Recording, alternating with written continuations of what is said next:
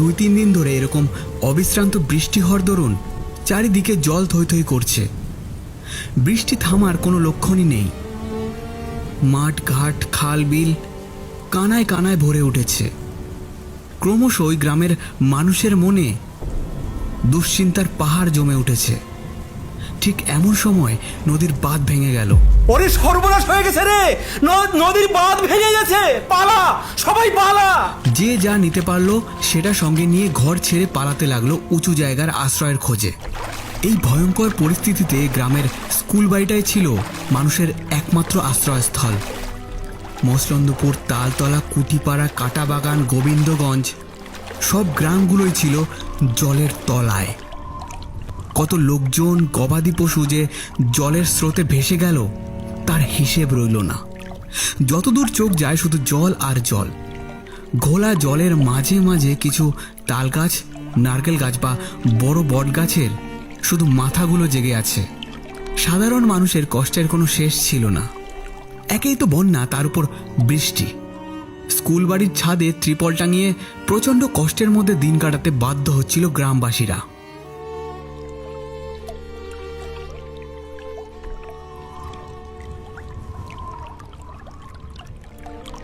দুদিন পর বৃষ্টি একটু থামলো বটে, কিন্তু সরকারি তরফে ত্রাণের কোনো ব্যবস্থা হলো না। এই সময় পুরাণ ফাউন্ডেশনের সদস্য সোমনাথ ও সুখরঞ্জন বন্যা দুর্গতদের সাহায্য করবে বলে ঠিক করল। ওরা আরও কয়েকজন সদস্যকে নিয়ে ত্রাণ সামগ্রী বন্টন করতে শুরু করলো। সুখরঞ্জন একটা মোটর চালিত বোটে কিছু শুকনো খাবারের প্যাকেট সাজিয়ে নিল। তালতলা পার হয়ে যাওয়ার সময় খাবারের প্যাকেটগুলো যেন একটু অস্বাভাবিকভাবে নড়ে উঠল। বাতাসে কেমন যেন একটা বোটকা গন্ধ ভেসে এলো। সুখরঞ্জন সেটা খেয়াল করল না।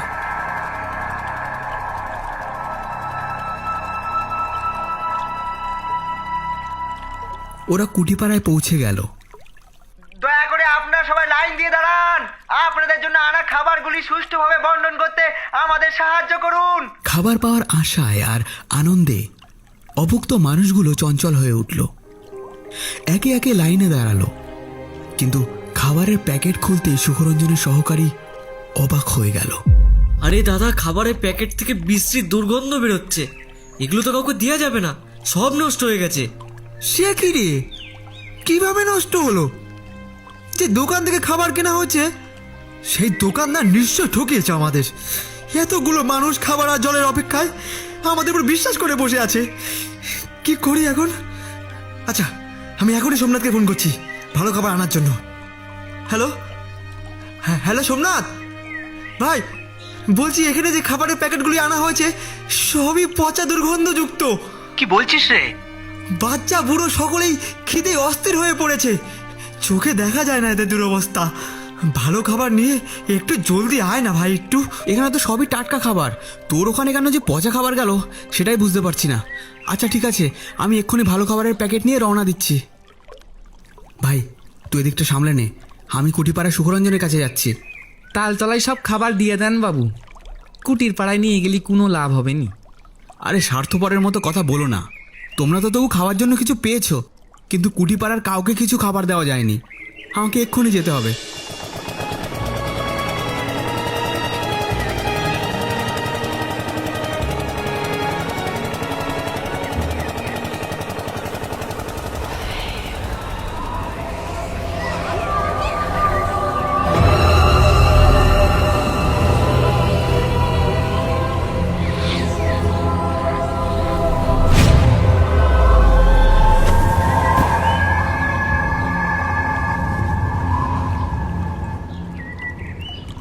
সোমনাথের যখন জ্ঞান ফিরল তখন সে দেখল সুখরঞ্জন তার সামনে দাঁড়িয়ে আছে। কি হয়েছে সোমনাথ? তুইও শেষ পর্যন্ত পচা খাবারই আনলি। আমি তোকে আগেই বলেছিলাম সব পচা খাবার। এখন নিজের চোখে দেখ কতটা ঠিক না ভুল। না রে ভাই, আমি ভালো খাবারই নিয়ে আসছিলাম, কিন্তু স্পষ্ট দেখলাম পথের মধ্যে একটা পিশাচ খাবারের মধ্যে ঢুকে সব খাবার নষ্ট করে দিচ্ছে। কি যাতা বলছিস? এখানে ভূত প্রেত আসবে কি করে? না না, এই বাবু ঠিকই বলেছেন। এই গ্রাম অভিশপ্ত, বাইরে থেকে খাবার আনলেই এই সব খাবার পচে যায়। অভিশাপ? কি সেই অভিশাপ? কারণ সঠিক জানি না বাবু, তবে শুনেছি এক তান্ত্রিকের অভিশাপ নেগেছিল আমাদের গ্রামে। একটা ঘটনার কথা বলছি শুনুন। আজ থেকে প্রায় 10 বছর আগে নতুন একজন লোক থাকার জন্য এ গ্রামে এসেছিল। গৃহপ্রবেশের দিন হাড়ঝিরঝিরে গ্রামবাসীরা যখন সেই অনুষ্ঠানে খেতে গেছিল, তখন সব ভালো ভালো খাবার পচে যায়, আর তখনই বাইরে থেকে পয়সাচের হাসির শব্দ শোনা যায়।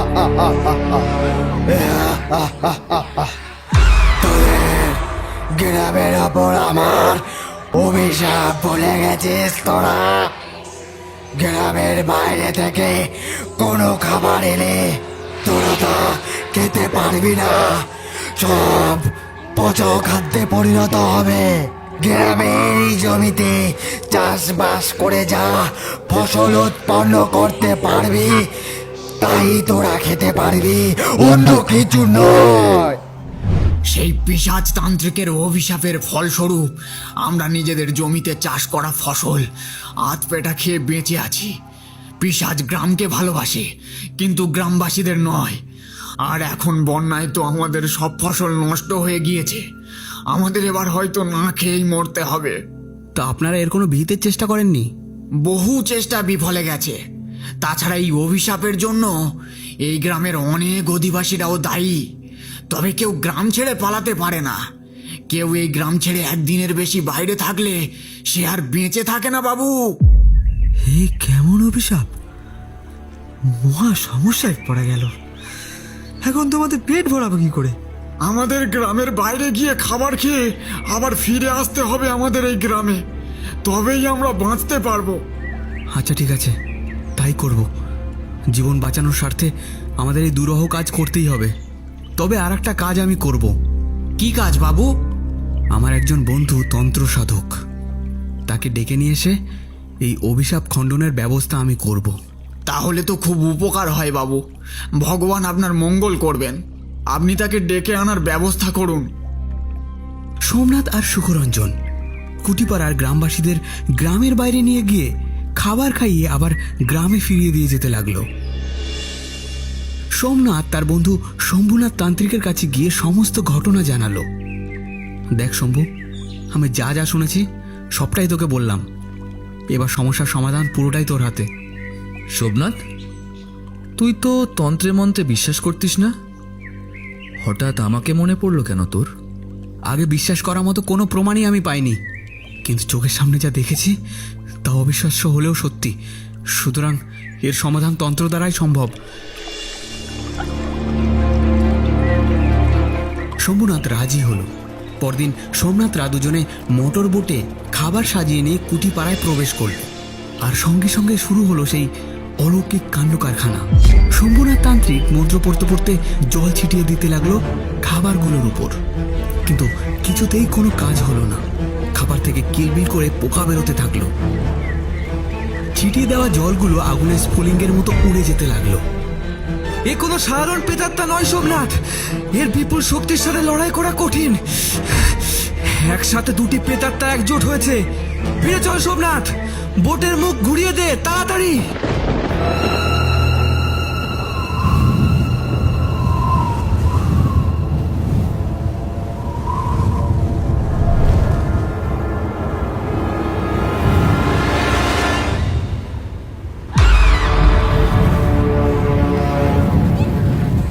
কে তুমি? কেন নিরীহ গ্রামবাসীদের কষ্ট দিচ্ছ? নিরীহ নিরীহ নিরীহ ওরা কেউ নিরীহ নয়, ওরা এক একটা স্বার্থপর।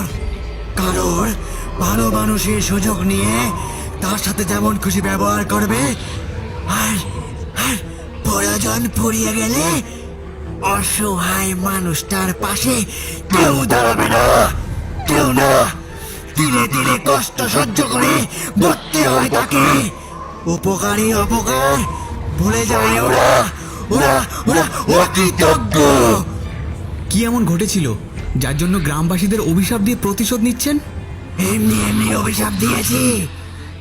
ওই অভিশাপের পিছনে কত যে দুঃখ লুকিয়ে আছে জানো?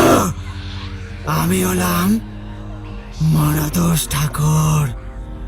আমি ছিলাম তান্ত্রিক।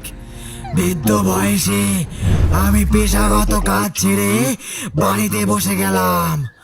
আমার স্ত্রী জীবিত ছিল না, একটি মাত্র ছেলে প্রিয়তোষ ছিল আমার একমাত্রই সম্বল।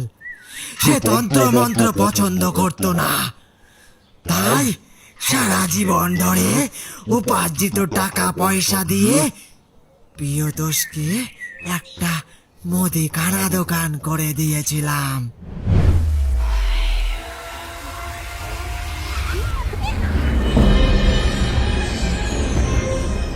হ্যাঁ, আমি ছিলাম খুব মোটা। আমার এক জায়গায় বসে কাজ করার জন্য মুদি দোকান উপযুক্ত ছিল। আমি খুব কম লাভে জিনিসপত্র বিক্রি করতাম। আমি আমার গ্রাম ও গ্রামবাসীদের খুব ভালোবাসতাম, তাদের যাতে কোনো অসুবিধা না হয় সব সময় সেই চেষ্টা করতাম। প্রথম আমার দোকানে বেশ ভালো পরিমাণ বিক্রি বাটা হতে লাগলো। কিছুদিন পরেই আমার বিয়ে হলো, একটি কন্যার পিতাও হলাম আমি। খুব সুখে দিন কাটছিল আমার, কিন্তু এত সুখ কপালে সইল না। গ্রামের লোকজন বাকিতে মালপত্র নিয়ে যেতে থাকলো। আমিও বিশ্বাস করে তাদের মালপত্র দিতে থাকলাম, কিন্তু ধীরে ধীরে বাকি বকেয়া বাড়তে থাকলো।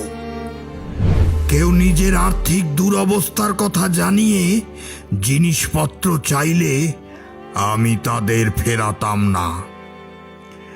গ্রামবাসীদের মুখে সবসময় হাসি দেখতে চাইতাম আমি।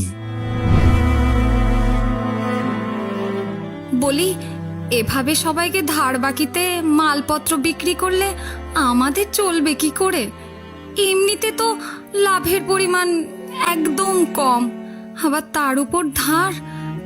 দেখো, আমি চাই না কোনো গ্রামবাসী না খেতে পেয়ে মারা যাক, তাই দুঃসময় ওদের পাশে থাকার চেষ্টা করি। আমাদের ডাল ভাতের জোগাড় তো হয়েই যাচ্ছে, তাই না? মাঝে মাঝে দল বেঁধে আসা বানরগুলোকে হাসি মুখে খাবার দিতাম। আমি ভাবতাম ওরাই আমার ভগবান, ওদের দয়াতেই আমার দোকানে খদ্দের আসবে। কিন্তু আধুনিকতা আমার বিপদ ডেকে আনলো। আধুনিকতা বিপদ ডেকে আনলো কেমন করে? কিছুদিনের মধ্যেই পাশের শহরতলিতে একটা আধুনিক শপিং মল খুলল। গ্রামের মানুষ বেশি ছাড় পাওয়ার লোভে সেখান থেকেই কেনাকাটা আরম্ভ করল। কৌতূহল বশত খোঁজ নিয়ে দেখলাম আমার দোকানের মতো একই মানের জিনিসপত্র শপিং মলে চকচকে প্যাকেটে বেশি দাম। আমার দোকানে বিক্রি একদম কমে গেল। গ্রামবাসীরা লুকিয়ে লুকিয়ে শপিং মলে যেতে থাকলো। যদি সামনাসামনি ধরা পড়ত তাহলে অজুহাত দেখাতো। কি গো দাদা, সব জিনিসপত্র শপিং মল থেকে কিনলে হবে? আমাকেও একটু দেখো। আরে যাবো দাদা যাবো, এই সবই তো তোমার কাছ থেকেই নিই বলো। এই তোমার কাছে তো এই জিনিসটা ছিল না, তাই গিয়েছিলাম আর কি। আমার বউ আর ছেলেকে নিয়ে জামা কাপড় কেনাকাটার জন্য শপিং মলে গিয়েছিলাম, আর সেখানেই মুদিখানার সব কিছু পেয়ে গেলাম, তাই আর তোমার কাছে যাইনি। আবার গ্রামবাসীদের কাউকে কাউকে বকেয়া টাকার কথা বললেই রেগে উঠত। ওই তো কটা টাকা তুমি পাবে প্রিয়দা, তার জন্য সকলের সামনে আমার কাছে তাগাদা করছো? আমি কি গ্রাম ছেড়ে চলে যাচ্ছি নাকি? আমি মুখের ওপর বেশি কিছু বলতে পারতাম না। আমি ভাবতাম শপিং মলে কেনাকাটার ছাড়ের সুযোগ বেশি পায় বলে হয়তো সেখানে যায়। আমার দোকানেও চটকদার প্যাকেট করা মালপত্র রাখতে শুরু করলাম। এমনকি শপিং মল থেকে নগদ টাকা দিয়ে জিনিসপত্র এনে রাখলাম, যাতে ওই জিনিসটা কেনার জন্য খদ্দের শপিং মলে না গিয়ে আবার আমার কাছ থেকে কিনে নেয়। ভেবেছিলাম অন্তত পক্ষে খদ্দেরগুলো আসুক আমার দোকানে।